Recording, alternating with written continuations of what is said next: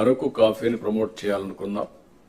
ఆ తర్వాత నాంది ఫౌండేషన్ దాన్ని ప్యారిస్ లో ఒక షాప్ పెట్టారు. ఆ నాంది ఫౌండేషన్ కూడా ఆ రోజులోనే క్రియేట్ చేశాం, ఒక వాలంటీర్ ఆర్గనైజేషన్. దానివల్ల ఈరోజు దేశం మొత్తం, ప్రపంచం మొత్తం అరకు కాఫీ ఒక బ్రాండ్గా తయారయ్యే పరిస్థితి వచ్చింది. ఇప్పుడు నేచురల్ ఫార్మింగ్ ఉంది, same thing, we are number 1 in the world. దీన్ని లాజికల్ గా తీసుకుపోగలిగితే నేచురల్ ఫార్మింగ్ ని, దానివల్ల చాలా ఇంపాక్ట్ వస్తుంది. ఇది కూడా మీరు గుర్తుపెట్టుకోవాల్సిందిగా నేను కోరుతున్నా. అదే సమయంలో వచ్చే నెల మే నెలలో తల్లికి వందనం 15,000 రూపాయలు ఇస్తా ఉన్నాం. ఎంతమంది పిల్లలు ఉంటే అంతమంది అని వర్కౌట్ చేస్తున్నాం. తొందరలో మీకు గైడ్ లైన్స్ ఇస్తాం. దాన్ని ప్రాపర్గా ప్రిపేర్ అయ్యి ప్రాపర్గా డిస్ట్రిబ్యూట్ చేసే పరిస్థితి రావాలి. బిఫోర్ స్కూల్స్ రీఓపెన్ దీన్ని మనం వాళ్ళకి అందజేయాల్సిన అవసరం ఉంది. అన్నదాత కింద 3 instalments from now onwards. Government of India ఇచ్చినప్పుడంతా 3 ఇన్స్టాల్మెంట్స్ కింద 5,000, 5,000, 4,000 మనం కూడా అకౌంట్లో వేస్తాం. ఇది కూడా మీరు గుర్తుపెట్టుకోవాలి. ఇది కాకుండా మత్స్యకారులకు 20,000 రూపాయలు ఏప్రిల్లో వాళ్ళ అకౌంట్లో వేయాల్సిన అవసరం ఉంది. ఆ సమయంలో క్రాప్ హాలిడే ఉంటుంది. ఆ సమయంలో వారికి ఇవ్వాల్సిన అవసరం ఉంది. ఇక్కడ నేను మిమ్మల్ని కోరేది ఏంటంటే, ఇవి మనం చేసిన పనులు, ఇంకా చేయబోయే పనులు ఎప్పటికప్పుడు మీకు వెల్ఫేర్ విషయంలో కానీ, డెవలప్మెంట్ విషయంలో కానీ చాలా నిర్దిష్టమైనటువంటి గైడ్ లైన్స్ ఇవ్వబడతాయి. మీరు కూడా దాన్ని ముందుకు తీసుకుపోవాల్సిన అవసరం ఉంది. జనరల్ గా నేను చాలా కలెక్టర్స్ కాన్ఫరెన్స్ చూశాను. ఇప్పటికి నేను కండక్ట్ చేసిన ఇన్ని కలెక్టర్స్ కాన్ఫరెన్స్ ఎవరు కండక్ట్ చేసి ఉంటారు? ఎవరికి అవకాశం రాల, అది వేరే విషయం. 3 నెలలకు ఒకసారి కంపల్సరీగా కలెక్టర్స్ కాన్ఫరెన్స్ పెడుతున్నాను. అప్పుడు పెట్టాను, ఇప్పుడు పెడుతున్నాను. దానికి కారణం అందరం కలిసి ఒకసారి డిస్కస్ చేసుకున్న తర్వాత ఎన్ని వీడియో కాన్ఫరెన్స్లు పెట్టినా, ఆన్లైన్ మీటింగ్లు పెట్టినా, ఫేస్ టు ఫేస్ ఫిజికల్ గా కలిసి వచ్చినప్పుడు వచ్చే ఇంపాక్ట్ మామూలుగా రాదు, ఆన్లైన్ లో రాదు. అందుకని మనం కూర్చొని 2 రోజులు సమీక్ష చేసుకుంటున్నాం.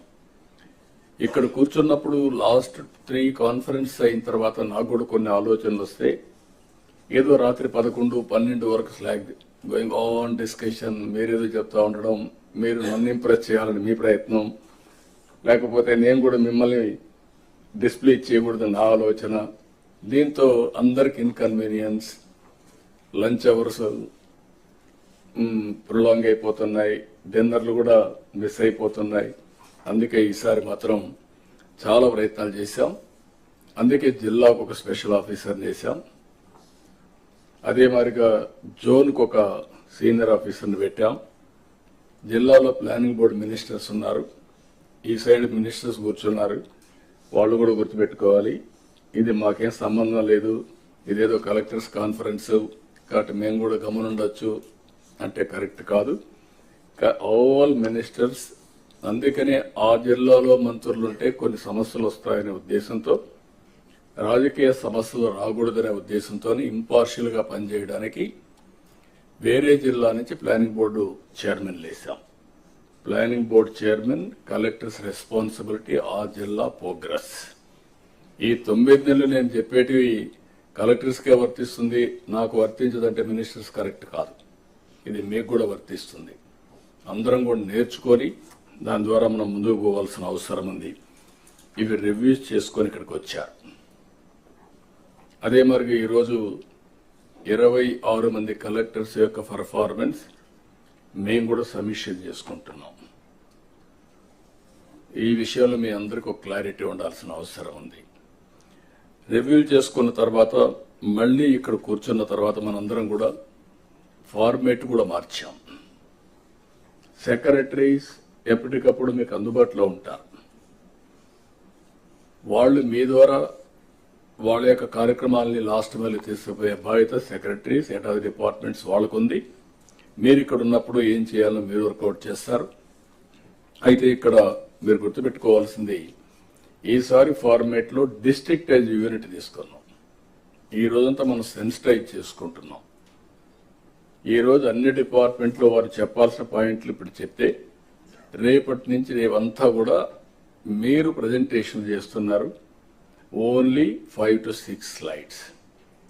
ఈ స్లైడ్స్ చూసినప్పుడు మీ యొక్క ఎఫెక్టివ్నెస్ బయటపడిపోతుంది. Be clear.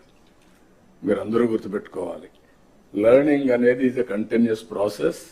ఎప్పుడైతే మీరు మాకు అన్ని తెలుసు అనే ఎగో వస్తే అక్కడి నుంచి మీకు లిసనింగ్ పోతుంది, లెర్నింగ్ పోతుంది. అట్లా కాకుండా నేను నేర్చుకోవాలి, ఇప్పుడు కూడా నేను అండర్లైన్ చేసుకుంటూ వచ్చాను ఏం మాట్లాడాలని, ఫోకస్ మిస్ కాకుండా.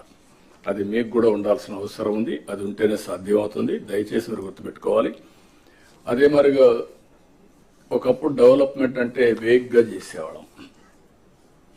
ఇప్పుడు టెక్నాలజీ వచ్చిన తర్వాత, ప్రొఫెషనలిజం వచ్చిన తర్వాత ఎవ్రీథింగ్ ఈజ్ డిఫైన్డ్.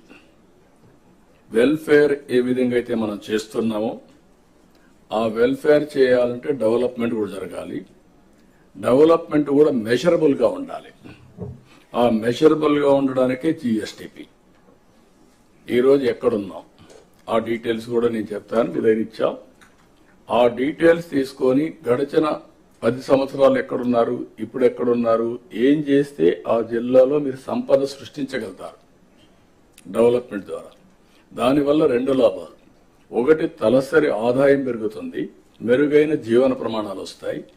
2, గవర్నమెంట్కి ఆదాయం వస్తుంది. మళ్ళీ ఆ డబ్బుల్ని వెల్ఫేర్ ఖర్చు పెట్టడానికి అవకాశం వస్తుంది. ఈ విషయం మనందరం గుర్తుపెట్టుకోవాల్సిన అవసరం ఉంది. దాని ప్రకారం మీరు పనిచేయాల్సిన బాధ్యత కూడా మీ పైన ఉంది. అందుకే జిఎస్టిపిలో ఈరోజు రేపు మనం రివ్యూ చేసుకుంటున్నాం. నేను చాలా స్పష్టంగా స్వర్ణాంధ్ర 2047 తయారు చేశాం. వికసిత్ భారత్, ప్రధానమంత్రి గారు వికసిత్ భారత్ తయారు చేశారు. వారు దాన్ని ఫోకస్ చేస్తున్నారు. అందులో భాగంగా మన స్వర్ణాంధ్ర 2047 పెట్టుకున్నాం. ఇది సక్సెస్ కావాలంటే ఇంకా కొంచెం మీకు మోర్ ఎంఫటిక్ గా తీసుకుపోవడానికి 10 ప్రిన్సిపల్స్ పెట్టాం. ఆ 10 ప్రిన్సిపల్స్ అన్ని జిల్లాల్లో అన్ని కూడా అవసరం ఉంటాయి. కొన్ని జిల్లాలు ఎక్కువ అవసరం ఉంటాయి, కొన్ని జిల్లాలు తక్కువ ఉంటాయి. బట్ ఆ 10 ప్రిన్సిపల్స్ ద్వారా మీరు కరెక్ట్ గా ప్లాన్ చేసుకుంటే అనుకున్న ప్రోగ్రెస్ జరిగే పరిస్థితి వస్తుంది. విజన్ అనేది ఒక డైరెక్షన్. ఈ విషయం అందరూ గుర్తుపెట్టుకోవాలి. విజన్ లేకుండా ఏదో చేస్తున్నాం అంటే కాలక్షేపం అవుతుంది. ఒక ఫోకస్ అప్రోచ్ రావాలంటే క్లారిటీతో మనం పనిచేయగలిగితే ఇది సాధించే శక్తి వస్తుంది కూడా నేను మీకు తెలియజేస్తున్నా. ఇక్కడి నుంచి డిస్ట్రిక్ట్ విజన్ ప్లాన్ తయారు కావాలి. మీరు తయారు చేసుకొని వచ్చారు. అదే మరి మండలం తయారు చేసుకోవాలి. ఇవి కాకుండా ప్రతి ఒక్క సచివాలయం కూడా విజన్ తయారు చేసుకుంటాం. అదే మరి పంచాయతీ వార్డుల్లో ప్రజాప్రతినిధులు కూడా వాళ్ళు కూడా ఫాలో అప్ చేసుకుంటారు. మనం మాత్రం ఈ 3 లెవెల్లో లాస్ట్ మైల్ వరకు ఈ విజన్ డాక్యుమెంట్ లాస్ట్ మైల్ తీసుకెళ్తాం. 175 నియోజకవర్గాలకి 175 అంటే state, district, constituency, then will go to sachivalayam. మండలం కూడా ఉంటుంది, సచివాలయం వరకు వెళ్తాం. ఇక్కడికి వచ్చినప్పుడు దీనికి కూడా ఒక క్లారిటీ ఇచ్చాం.